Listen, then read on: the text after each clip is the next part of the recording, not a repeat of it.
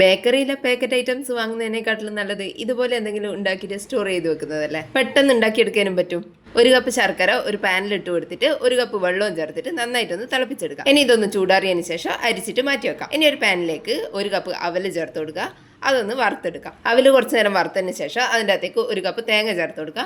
തേങ്ങയിൽ വെള്ളത്തിൻ്റെ അംശം കൂടുതലുള്ളതാണെങ്കിൽ തേങ്ങ വേറെ തന്നെ ഒന്ന് വറുത്തെടുക്കാം. ഇനി അതൊന്ന് മാറ്റി വെച്ചതിന് ശേഷം അതേ പാനിലേക്ക് ഒരു കപ്പ് നിലക്കടല ചേർത്ത് കൊടുക്കുക. അതും കൂടി ഒന്ന് വറുത്തെടുക്കാം. ഇനി അരക്കപ്പ് അളവിൽ എള്ള് നന്നായിട്ട് കഴുകിയിട്ട് അതും ഒന്ന് ഇതുപോലെ വറുത്തെടുക്കാം. ഇനി ഒരു മിക്സീൻ്റെ ജാറിലേക്ക് നമ്മൾ വറുത്ത് വെച്ചിട്ടുള്ള കടല ചേർത്ത് കൊടുക്കുക. അതൊന്ന് ചെറിയ തരികളോട് കൂടി തന്നെ പൊടിച്ചെടുക്കുക. പിന്നെ അവലും തേങ്ങയും ഒന്ന് പൊടിച്ചെടുക്കാം. ഇനി അതുപോലെ തന്നെ എള്ളും കൂടി ഒന്ന് പൊടിച്ചെടുക്കാം. എല്ലാം ചെറിയ തരികളോട് കൂടി തന്നെയാണ് പൊടിച്ചെടുത്തിട്ടുള്ളത്. ഇനി ഒരു കടായിലേക്ക് നമ്മൾ അരിച്ച് മാറ്റി വെച്ചിട്ടുള്ള ശർക്കരപ്പാനി ചേർത്ത് കൊടുക്കാം. ശർക്കരപ്പാനി ഒന്ന് തിളച്ച് വരുന്ന സമയത്ത് അതിൻ്റെ അകത്തേക്ക് വറുത്ത് പൊടിച്ച് വെച്ചിട്ടുള്ള അവലും തേങ്ങയും ആദ്യം ചേർത്ത് കൊടുക്കാം. അതൊന്ന് മിക്സ് ചെയ്തെടുത്തതിന് ശേഷം വറുത്ത് പൊടിച്ചിട്ടുള്ള നിലക്കടല ചേർത്ത് കൊടുക്കുക. അതും കൂടി ഒന്ന് മിക്സ് ചെയ്തെടുത്തതിന് ശേഷം നമ്മൾ വറുത്ത് പൊടിച്ച് വെച്ചിട്ടുള്ള എള്ള് ഇതിൻ്റെ അകത്തേക്ക് ചേർത്ത് കൊടുക്കാം. എല്ലാം ഒരുമിച്ചിട്ട് കൊടുക്കാണ്ട് ഇതുപോലെ സെപ്പറേറ്റ് ആയിട്ട് തന്നെ ഇട്ടിട്ട് എല്ലാം കൂടി ഒന്ന് യോജിപ്പിച്ചെടുക്കാം.